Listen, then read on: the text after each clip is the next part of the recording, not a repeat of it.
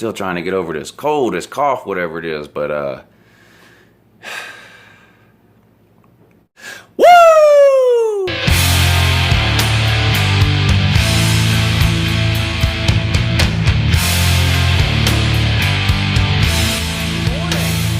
It's Uncle Lou here. Yep, that's right, it's me, Uncle Lou. Live for you on LouTube today. I'm still getting over this cold, what I had. I think it's a little more than a cold, maybe a little bronchitis or something. But anyway, I'm getting better, but I'm a trooper, and I'm a beast too, so I'm here for you today. Did take yesterday off, no big deal, it was a holiday, so no video yesterday. Yeah, but I'm sure you guys managed just fine without me. Hope you're doing well. I'm doing good today, like I said, other than this slight cold or whatever it is I have, doing good. Now, before I get started on Jacob Eason, real quick, I've been thinking about some different things that I could try on the channel here, and I thought about doing, and you guys let me know what you think down below, or if you have any better ideas or whatever. But what I was thinking about doing is letting people call me and argue with me, and videoing that for YouTube. Now this can be Georgia fans or fans of other teams, whatever. Only 2 rules. It does have to be sports related. I'm not getting into politics or any of that other type of stuff for reasons known only to me. Yep, can't do it. And no cussing, please. A lot of kids watch this channel. If you notice, I rarely cuss on here. Every once in a while I slip up, but I try not to. So those would be the only 2 rules. Keep it sports and no cussing. What I would do is I would have a phone number. You would call me. We would argue about whatever topic. I would record it, and then it would be uploaded to YouTube. So it wouldn't be a live thing. It wouldn't be like a radio show or anything like that, although it would be like a similar format to that. But it would be recorded. And I would do 4, 5, 6 of these calls, whatever, and then upload it to YouTube. So the video would be kind of long, 20, 25 minutes. But I would just do that once a week. If I'm going to go through the trouble of giving out a phone number and recording phone calls and things like that, then, to make it worthwhile, I would do 5 or 6 at a time. So the video would be a little longer than most of the videos on this channel. But anyway, if that's something you think would be worth your time to watch, or you'd want to call and argue with me, let me know down below. Or like I said, if you have a better idea, whatever, let me know. Now, on to Jacob Eason. People need to calm down. Y'all need to calm down about Jacob Eason. Okay, the hype surrounding this kid has been unattainable since the moment we signed him anyway. He was never going to win 4 national titles in a row, then get drafted #1 overall, and then win 15 straight Super Bowls. Anything short of that, and you're going to have people saying he was overhyped or whatever. So I get all that. None of that was ever going to happen. But, you got people on both sides of this argument. You got Jacob Eason's a bust. He's just a bust. He's not working out, blah, blah, blah. All right, well, that's not true. And you got people on the other side, I call them the rainbow and unicorn fans who, have never seen a player do anything wrong, bad, or less than 100% perfect. And that's just the bubble in the world that they live in. Neither of these things are true when it comes to Jacob Eason. Like everything else, it's somewhere in the middle. So let's just name some facts real quick about Jacob Eason and the Georgia Bulldogs and the quarterback situation. Fact number 1, Jacob Eason is the best quarterback on our team. I mean, that's just a fact. You have to compare, you have to compare any, I'm sorry, you have to compare, good morning, you have to compare any player that's playing to the alternative, and in that case, there is no alternative. So, yes, Jacob Eason is the best quarterback we have. That's just a fact, okay? Fact number 2, if we didn't have Jacob Eason, we would more than likely have at least 1, possibly 2, more losses this year than we have right now. Okay, you look at the North Carolina game or the Mizzou game. In my mind, we don't win those games without Jacob Eason. Okay, well, there's another fact. Fact number 3, Jacob Eason looked like complete crap on Sunday. He looked terrible. He looked horrible. He looked lost and confused. His footwork in the pocket was horrendous. His accuracy was terrible. He looked like he didn't know what play was being ran half the time. There is no sugarcoating that.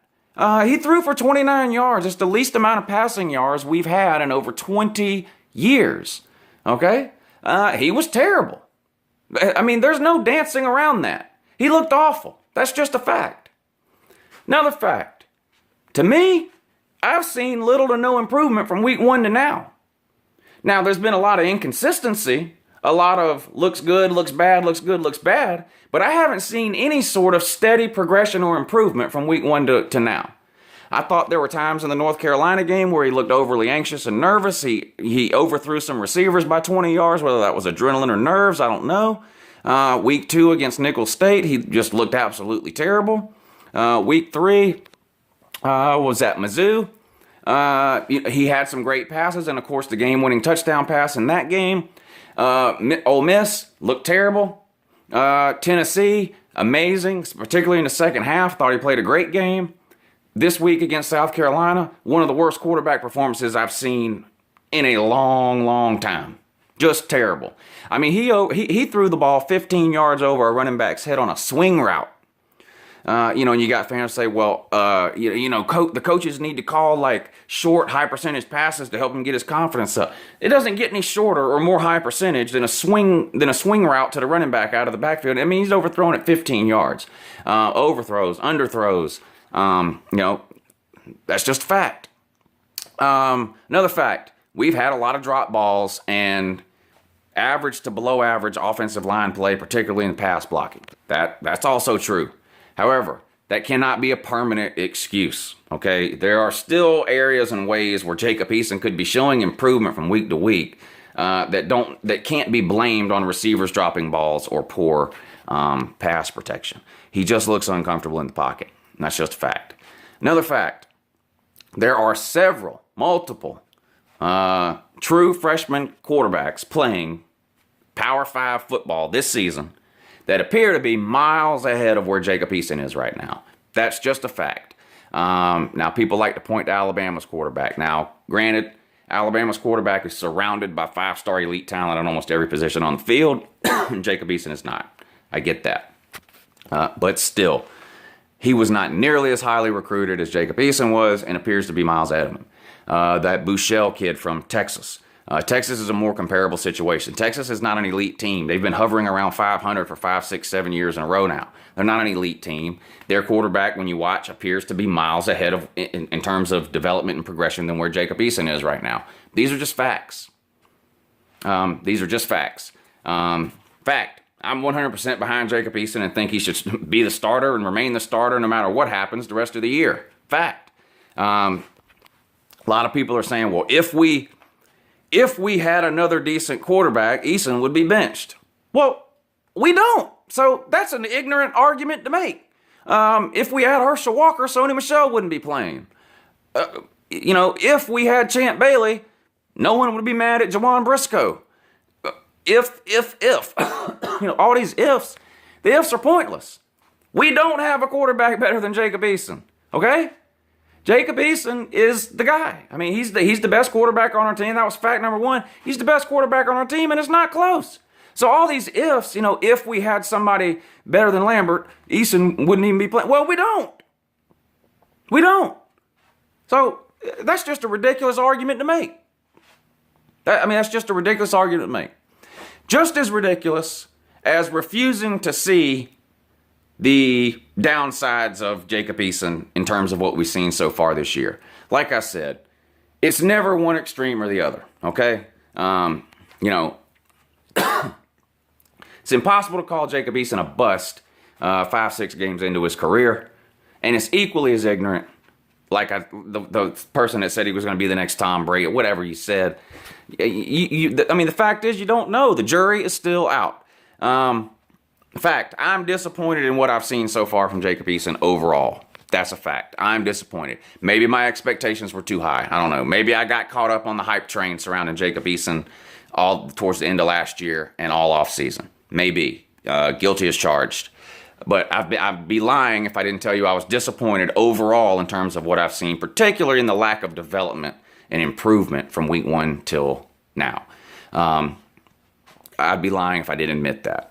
And here's the other thing. I was hoping we were not going to have to suffer through another offseason of a quarterback controversy and a split fan base, one quarterback against another like we had this year. You had those that were behind Lambert, those that wanted Eason. I was hoping Eason would come out and do what he needed to do to secure the starting job moving forward. But I'm telling you right now, if he has another game or two like he had Sunday against South Carolina, then we're going to go through that whole mess again this offseason, because we've got big-time quarterback recruits lined up for the next 2 years right now. And if the type of play we saw on Sunday continues, then we're going to have a full-fledged quarterback controversy the entirety of next offseason as well. Maybe that'll be a good thing for Jacob Eason. I don't know. But, you know, I'm not ready to throw Jacob Eason away. You know, I'm definitely not calling him a bust. Like I said, I'm 100% behind Jacob Eason for the entirety of this season, no matter what. But you got to be realistic about it. We hyped him up. We talked all this stuff about him, and the bottom line is, so far, and to me, he hasn't delivered to the extent to which I was hoping I'd see. I hope that changes. We have Vanderbilt coming up this week. You know, they're not a terrible team, but they are in the basement of the SEC. Let's just be real. You know, they're not a very good team, and they're a team that UGA should beat handily. And hopefully Jacob Eason can snap out of whatever funk it was that was bothering him this weekend in Columbia. Anyway, be sure and tell me how wrong I am in the comments down below. Have a great day and a good morning.